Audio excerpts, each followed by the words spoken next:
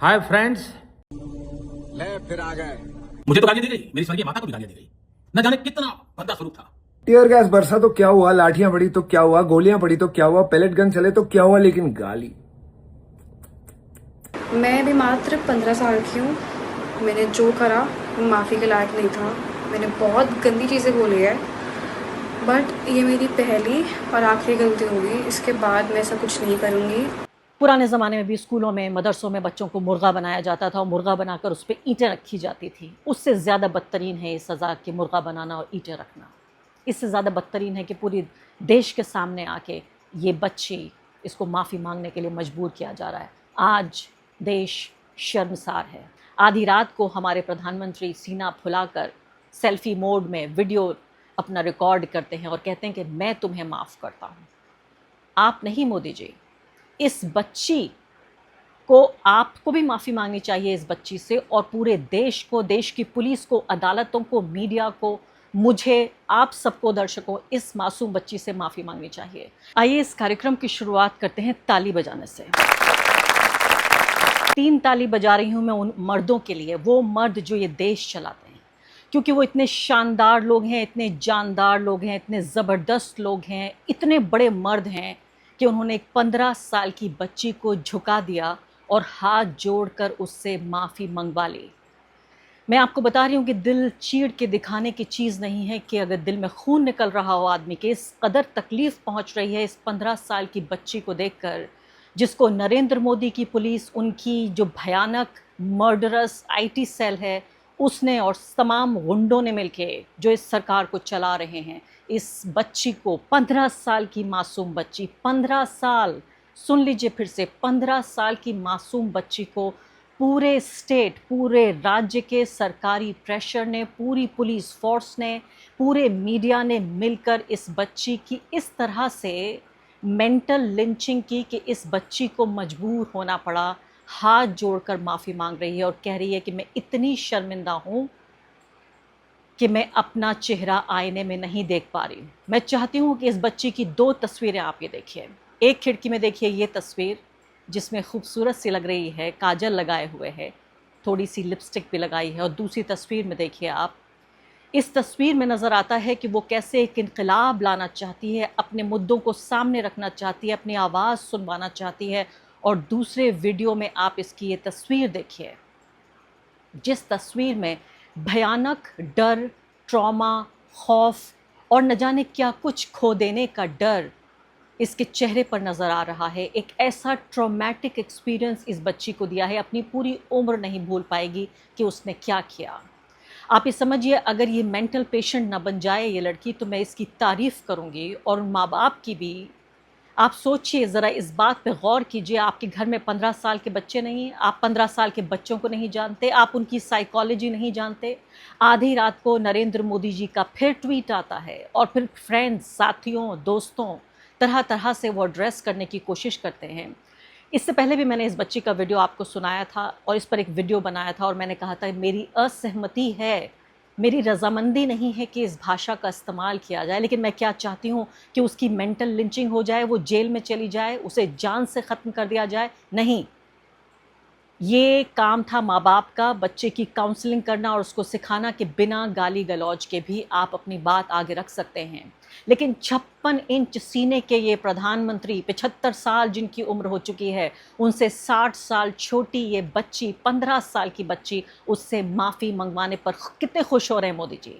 आप सोचिए कि इन्होंने किस किस को खामोश नहीं कराया। इन्होंने मुसलमानों को खामोश कराया, इन्होंने ईसाइयों को खामोश कराया, इन्होंने दलितों को खामोश करा दिया, इन्होंने आदिवासियों को खामोश करा दिया, इन्होंने पूरी पत्रकार बिरादरी को खामोश करा दिया, इन्होंने जजों को खामोश करा दिया, इलेक्शन कमीशन को खामोश करा दिया, एनफोर्समेंट डायरेक्टरेट को खामोश करा दिया, इनकम टैक्स डिपार्टमेंट को खामोश करा दिया। पूरी ब्यूरोक्रेसी गुलाम हो चुकी है, पूरी फॉरेन सर्विस इनकी गुलाम हो चुकी है।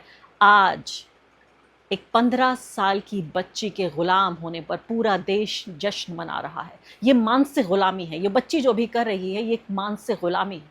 मैं चाहती हूँ आप दोनों वीडियो देखिए और ख़ुद जज बनिए। आपकी अदालत में ये केस जाना चाहिए, किसी और अदालत में नहीं। आपकी अदालत में ये केस, ये मुकदमा मैं भेज रही हूँ। इन दोनों वीडियोज़ में इस बच्ची को देखिए और सुनिए भी।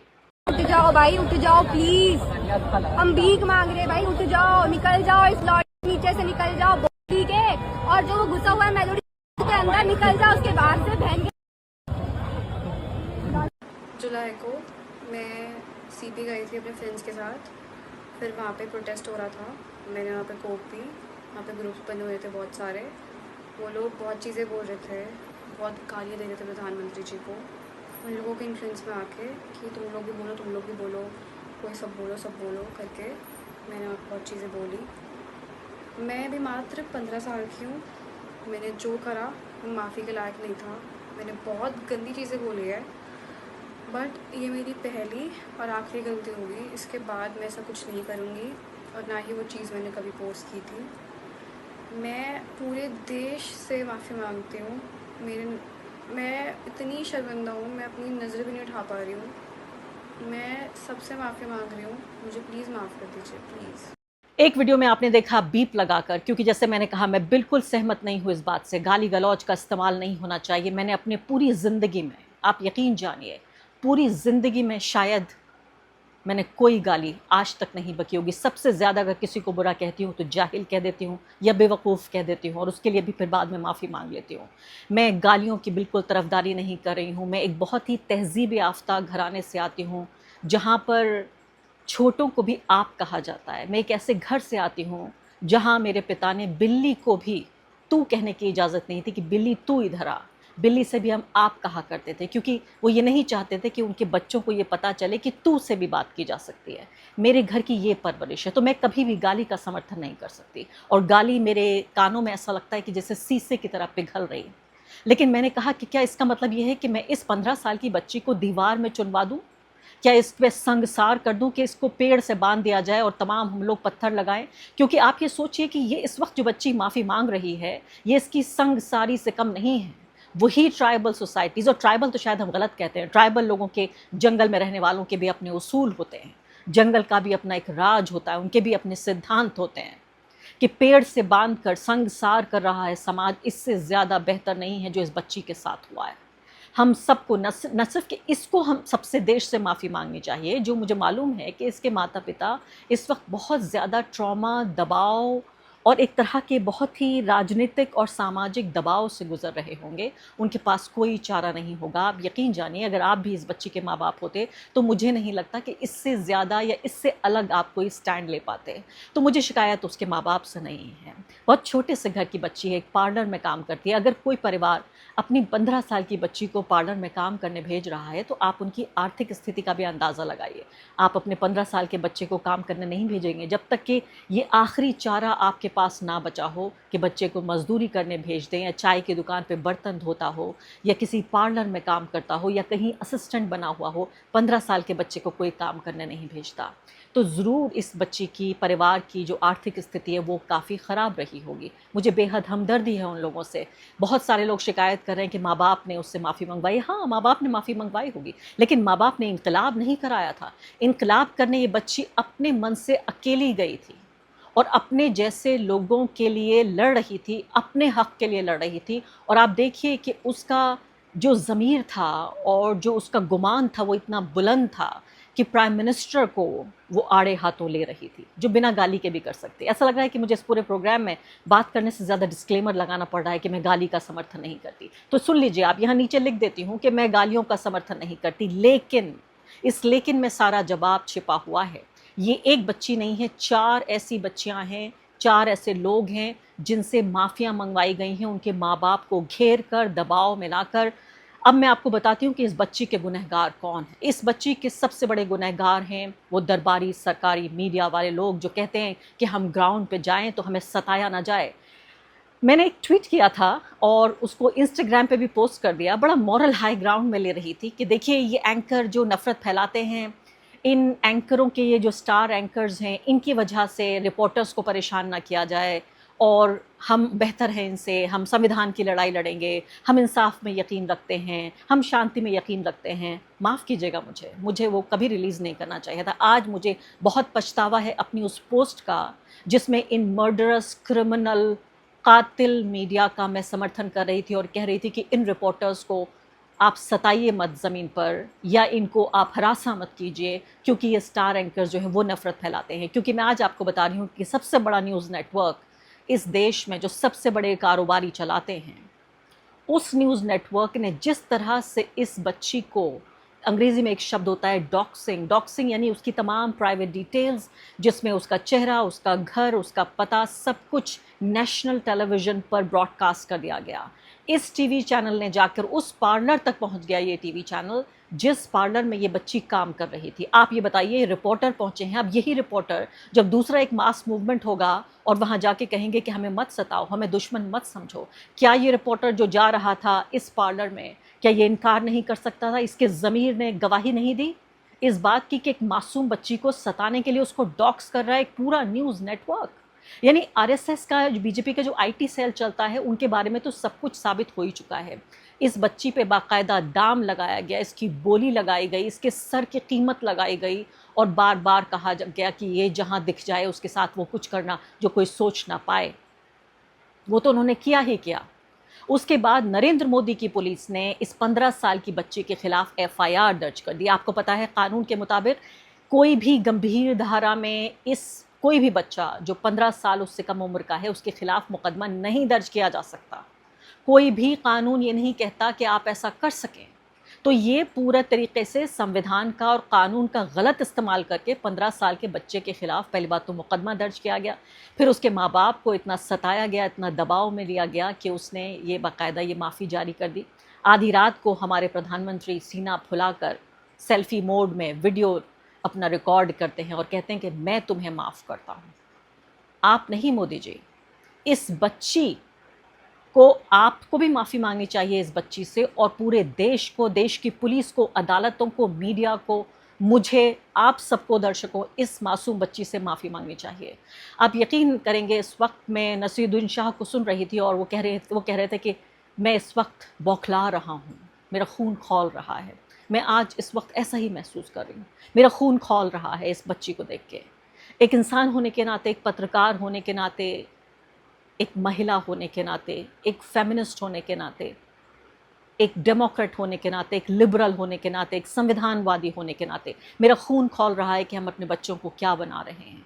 ये वही हमारी नई पौध है, हमारी जवान नस्ल है, जो बड़े होकर इन्हीं के हाथ में ये बागडोर हमें अपने देश की देनी है। तो नरेंद्र मोदी जी आए, आधी रात को अपना वीडियो लेकर आए और कहने लगे कि आपने मुझे गालियाँ दी। आप सोचिए कि सबसे बड़े विक्टिम कौन है इस देश में? विक्टिम दलित नहीं है, आदिवासी नहीं है, मुसलमान नहीं है, मजदूर नहीं है, किसान नहीं है, गांव देहात में रहने वाले लोग नहीं है, बेरोज़गार नहीं है, नीट की परीक्षा में पर्चा लीक हो जाता है उसमें आत्महत्या करने वाले लोग नहीं हैं। इस देश के सबसे बड़े विक्टिम हैं हमारे महामहिम प्रधानमंत्री, जी हाँ, नरेंद्र मोदी। कह रहे हैं मुझे गाली दी, मेरी माँ को भी गाली दी, लेकिन जब तकलीफ़ पहुँचती है, दांत के बीच में ज़बान रहती है, ज़बान कट जाती है अगर दांत से, तो हम दांत को तोड़ नहीं देते, क्योंकि दोनों हमारे हैं। प्यारी प्यारी बातें, सुरीली सी बातें, ऐसा लगा संगीत बज रहा है उनके पीछे। और उसी वक्त में जब ये सब बात कह रहे हैं, उनकी पुलिस और उनके तमाम गुंडे जाके परिवारों को डरा रहे हैं, धमका रहे हैं, और 4 लोगों से अभी तक माफ़ी मांगी जा चुकी है। उन लोगों ने माफ़ी मांगी, और मुझे पता है बहुत सारे लोग इस वक्त घरों में, ये हमारे युवा छिपे हुए, दुबके हुए बैठे हैं। बहुत सारों को आप देख रहे हैं सामने, लेकिन बहुत सारे ऐसे भी हैं जिनकी कहानी हमें नहीं मालूम, क्योंकि हमें उनकी कहानी कहने की इजाज़त नहीं है, उनकी कहानी उन्हें भी सुनाने की इजाज़त नहीं है। लोगों के सोशल मीडिया अकाउंट सस्पेंड किए जा रहे हैं, लोगों के खिलाफ एफआईआर दर्ज की जा रही है, सड़कों पर उनकी पिटाई की जा रही है, सिर्फ इसलिए कि वो अपने बुनियादी अधिकारों की मांग कर रहे थे। मोदी जी की बात सुन लेते हैं। हाय फ्रेंड्स, आज तो मन करता है बस आपसे ही बातें करूं। जंतर मंतर पर जो कुछ भी हुआ देश और दुनिया ने देखा है। कुछ शरारती बच्चों ने भद्दी भद्दी गालियां बोली, किसी भी सभ्य समाज को शोभा न दे ऐसे शब्दों का प्रयोग किया गया। मुझे तो गालियां दी गई, मेरी स्वर्गीय माता को भी गालियां दी गई। न जाने कितना भद्दा स्वरूप था। लेकिन मैं आज बात करना चाहता हूं कि बचपन में गलतियां होती हैं, और बचपन में गलतियों से सुधरने का अवसर भी होता है, और यही तो बचपना है। और इसलिए मैं समाज के अंदर जो आक्रोश है उसको भली भांति समझ सकता हूं। एक कल्चरल शौक है कि हमारी बेटियां इस प्रकार की भाषा कैसे बोल सकती हैं। लेकिन समय है इन बच्चों को गले लगा करके राह दिखाने का। ये गुमराह बच्चे हैं, उनको राह दिखाना हमारा काम है। उनको सजा देना, अदालतों के चक्कर कटवाना, समाज में उनको प्रताड़ित करना, इससे हम परिस्थितियां नहीं बदल पाएंगे। मैं उन्हें माफ करना चाहता हूं।